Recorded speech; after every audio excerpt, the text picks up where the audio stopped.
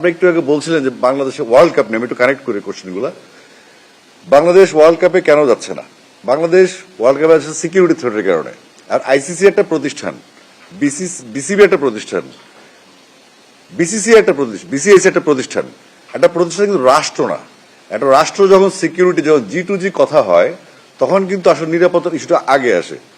সেই নিরাপত্তার ইস্যুটা আমরা যখন ইনফর্ম করেছি গভর্নমেন্টকে, গভর্নমেন্ট তখন 4টা মন্ত্রণালয়, এটা একই সময় জানেন, তথ্য, পররাষ্ট্র, স্পোর্টস এবং আইন, এই 4টা মন্ত্রণালয় তারা বসে পরবর্তীতে ক্যাবিনেট বসে তারপর সিদ্ধান্ত নিয়েছে রাষ্ট্র যে আমরা সিকিউরিটি ইস্যুতে যাব না। আমি যদি বলি যে আমার পারসেপশন কি এখানে, আমি কি ভাবছি, সেটা হচ্ছে আপনারা এতগুলা এখানে মানুষজন আছেন, এত বড় মিডিয়া বাংলাদেশে, অনেক দর্শক সেখানে যাবে, আপনাদের ভিসার কোনো নিশ্চয়তা নেই, সিকিউরিটির নিশ্চয়তা নেই, একটা পতিত সরকারের অনেক লোকজন ওখানে আছে, যেটা একটা স্যাবোটাজ হতে পারে, একটা অ্যাসল্ট হতে পারে, যেটা আমাদের যে কোনো, এই গভর্নমেন্টের বয়স কত বেশি দিন নেই, ইলেকশন হলে তারা শেষ।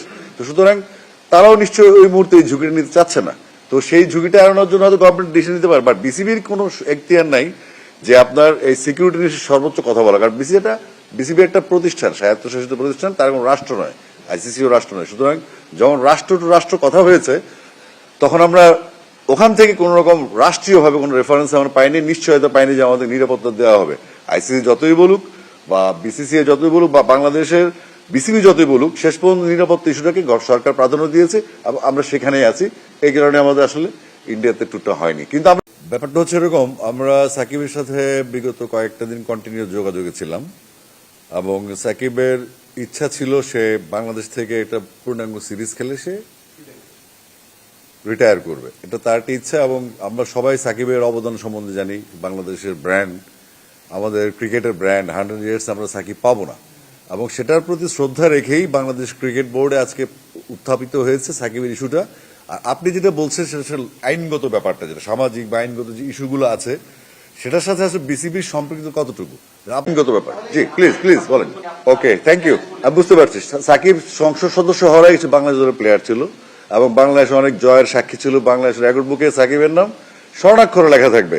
তো আমরা ওই অ্যাঙ্গেল থেকে সাকিবকে সম্মান দেওয়ার জন্য তার মনের যে ক্ষুধাটা, তার যে আকুতিটা, সেটাকে ভালোবেসে এবং তাকে রেসপেক্ট জানিয়ে আমরা সিদ্ধান্তটা নিয়েছি। এটার সাথে সরকার সাথে ডিলটা করবে, আমাদের বিসিবি বস বলবে যে আমাদের একটা সিদ্ধান্ত হয়েছে বোর্ডে, আমরা সাকিবের সিকিউরিটির জন্য, আমরা সাকিবের খেলার জন্য আমরা চাই, খেলাতে চাই। পরবর্তী যে আইনগত পদক্ষেপ, রাষ্ট্রের যে সিদ্ধান্তগুলি আছে, পতিত ফ্যাসিস্ট কিংবা সাবেক সংসদ সদস্য, এটা আমাদের বিবেচ্য বিষয় না। আমরা প্লেয়ার সাকিবকে যাচ্ছি, আমরা সবসময় বলেছি আমরা খেলতে চাই, আমরা কিন্তু কখনো বলিনি আমরা খেলবো না। যে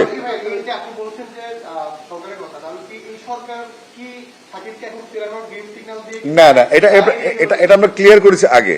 আমরা বোর্ডে যখন চুক্তিবদ্ধ আর্টিস্ট গান কিন্তু আর্টিস্ট চলে আসে, চুক্তিবদ্ধ প্লেয়াররা যখন লিস্টটা হচ্ছে, তাদের গ্রেডেশন CBAD যখন হচ্ছে, তখন আমাদের একজন ডিরেক্টর তিনি প্রস্তাব তুলেছেন সাকিব আল হাসানের বিষয়ে। কারণ গত কয়েকদিন যাবৎ তার মনোজগতে যে এই চিন্তা ভাবনা আসছে, সেই রিটায়ার করতে চায়, এবং সাকিব আল হাসানের যে অবস্থানটা বাংলাদেশে, মানুষের মনে যে ভালোবাসা এবং আমাদের যে দায়িত্ববোধ থেকে, এবং পাশাপাশি সাকিবের সাথে আমি নিজে চেস করছি সাকিবকে, এবং ইন্টারেস্টিং সাকিবের সাথে প্রায়ই কথা হয় আমার ইস্যু নিয়ে, বাংলাদেশের ক্রিকেট নিয়ে।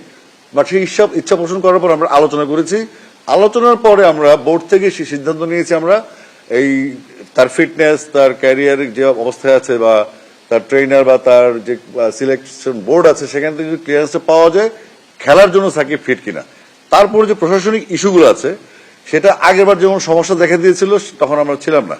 আর পরবর্তীতে যেটা হচ্ছে, আপনার যদি এখনো গভর্নমেন্ট ফিল করে যে তাকে আসতে দিবেন, তার থ্রেট আছে, মামলা আছে, তাকে ফেস করতে হবে কোর্ট, সেটা আসলে সরকারের ইস্যু। যে ইস্যুতে আমরা ইন্ডিয়া আসলে যাইনি, তাই না? ব্যাপারটা একই রকম। সব ধরনের খেলার খবর পেতে সাবস্ক্রাইব করুন, সঙ্গে থাকুন খেলার পাতার।